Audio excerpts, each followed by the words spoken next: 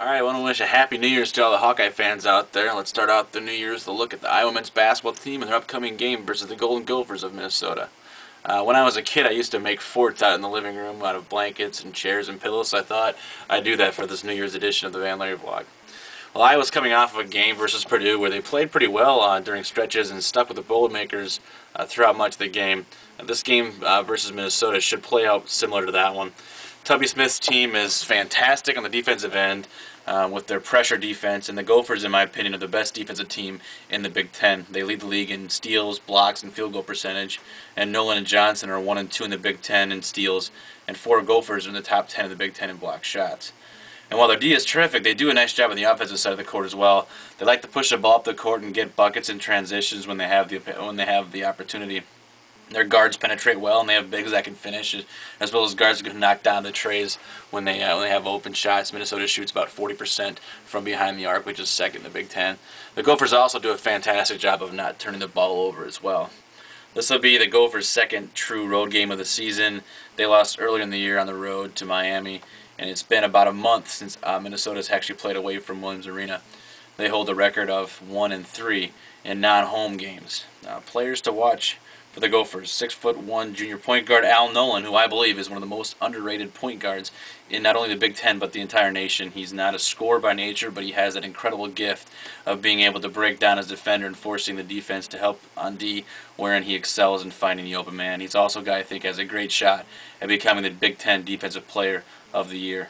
6-foot senior guard Lawrence Westbrook. This guy can put up a ton of points when he wants to. There was a game last year for the Gophers late in the year where he scored on 5 or 6 straight possessions, and he just has that type of scoring ability.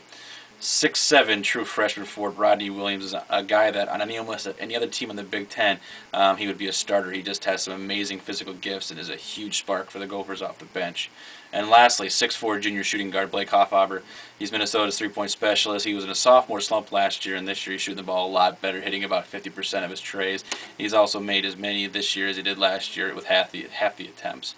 Keys for Iowa: they need to be not scared to go inside. Last game versus Purdue, Iowa was up against a great shot blocker. This one, there'll be 4 guys that can swat with the best, especially Sampson and Iverson. Minnesota is a deep ball club, so Iowa is going to need to slow the ball down a little bit. But don't confuse. Don't be confused with the difference between slowing the game down and lacking to be aggressive. Iowa can't afford to get into foul trouble at any position, so we'll have to play smart. It'll be interesting to see if Tubby makes it a goal to stop Gatens like Painter did last time out. It'd be nice to see if the Hawkeyes can finally put together 40 minutes of basketball. They've shown flashes this year. They just need to put it all together into one complete game. Minnesota has had issues with teams that have a point guard who can create off the dribble. Taylor Battle ate him up, as did the Portland's point guard early in the year. Iowa doesn't have that luxury right now, unfortunately. When the Gophers score over 65 points, they are 10-0, and when they score 65 points or less, they are 0-3. The Hawkeyes, interestingly enough, allow 65.7 points per game. If they can D up on the D end, they'll have a good chance to pull this one out. Prediction on this one: I don't know. All the data says Minnesota's going to win. They're a 10-point favorite on the road.